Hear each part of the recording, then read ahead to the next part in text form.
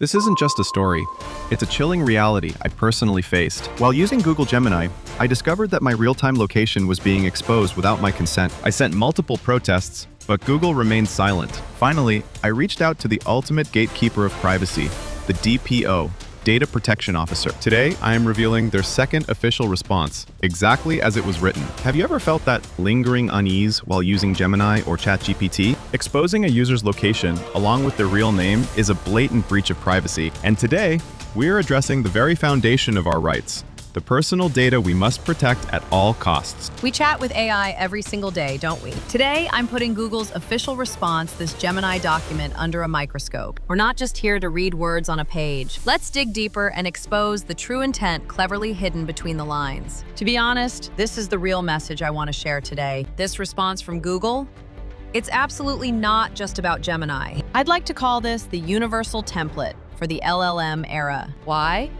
Because if you asked any other AI giant the same question tomorrow, you'd probably get a near identical response, practically a copy-paste job with nothing but the company name swapped out. So our goal today isn't just to criticize Google. Instead, we're here to establish a universal checklist, a set of essential questions we should be asking every AI moving forward. Now, shall we first hear what Google has to say officially? What exactly are they claiming about how Gemini utilizes our location data? Google's first argument is quite straightforward. After all, to provide helpful responses, they need to know your location. When you think about it, that makes sense, doesn't it? For instance, if you ask, "What's the weather today?"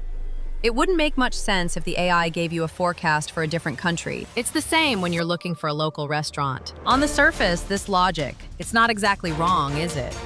Now, regarding privacy, here's how they explain it. They claim they aren't saving your location by pinning it precisely on a map. Instead, it's stored as a broad, general area like somewhere in New York City. In technical terms, this is called coarsening. They argue this makes you anonymous and keeps your data safe. That is Google's argument. In technical terms, this process is known as coarsening. Google claims that by doing this, users remain unidentifiable and safe. This is their official stance. And finally, they put the ball in our court. They say, the choice is yours. You can manage and control your settings at any time. So that is the official narrative Google presents. Sounds quite plausible, doesn't it? But here is the real deal. I'm going to decode these official responses and uncover the true meaning hidden between the lines, one by one.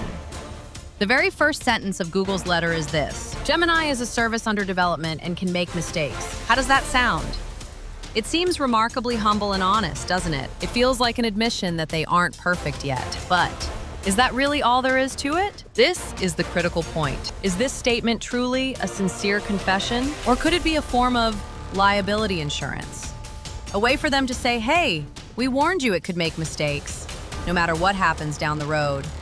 This chart reveals the hidden truth behind those words. The phrase, under development, serves as a highly convenient shield, essentially saying, if it says something bizarre, it's not our responsibility. And behind that shield, at this very moment, every conversation we have is being harvested as prime fodder, real-time data to train their AI. The core technology Google promotes as the ultimate guardian of your privacy is the concept of a general area. They speak with absolute confidence, claiming this is exactly what makes us anonymous. But think about it for a moment. In a sprawling metropolis like New York City, where millions of people are packed, tight does being one person in 1,000 within a 3 square kilometer radius really provide a perfect cloak of invisibility? Especially if I ask a question that exposes my unique behavioral patterns. Something like, where is the nearest vegan bakery?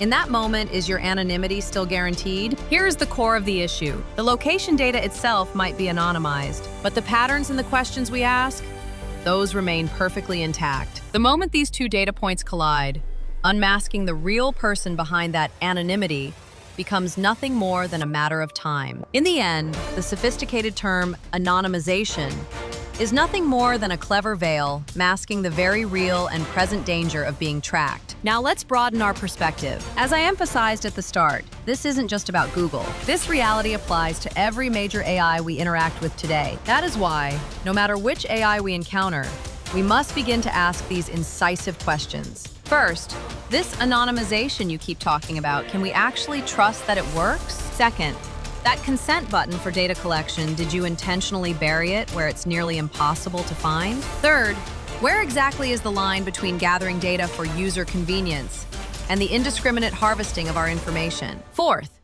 when an AI causes harm or makes a critical error, who is held accountable? And finally, that elaborate privacy center you've built so flashily, is it truly designed for our benefit? Or is it just a sophisticated labyrinth, built to make sure we never find the answers to the questions that actually matter? So at the end of this analysis, what is the one message we must truly take to heart? I believe this sentence perfectly captures the reality we are facing today. The data we leave behind is permanently etched into the digital realm. Yet the accountability of those who used it fades away all too easily and all too fast. And so I would like to conclude by leaving you with this final question. In the presence of an AI that forgets nothing, are we far too quick to surrender our right to hold it accountable? Remaining vigilant of our rights before this vast memory machine recording and demanding what is ours is perhaps the most vital task assigned to each of us living in this AI era. In this age of AI, will you join us as we cultivate both sophisticated insights and a sharpened sense of ethics? Would you like to join us? Elevate your dignity.